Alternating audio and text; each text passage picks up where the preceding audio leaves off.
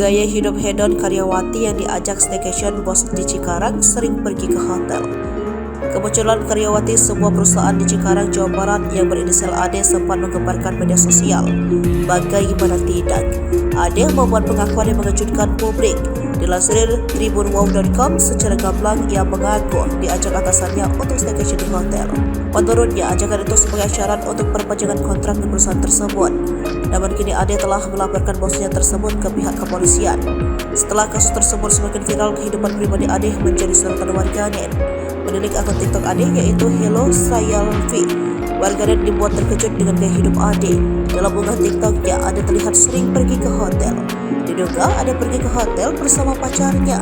Bahkan AD sempat merayakan ulang tahunnya di sebuah hotel bersama pacarnya. Kala itu AD mendapatkan surprise makan malam romantis dari pacarnya. Banyak bunga mawar merah menghiasi meja makan malam AD dengan sang pacar. Selain itu, AD juga mendapatkan hadiah iPhone keluaran terbaru dari sang kekasih.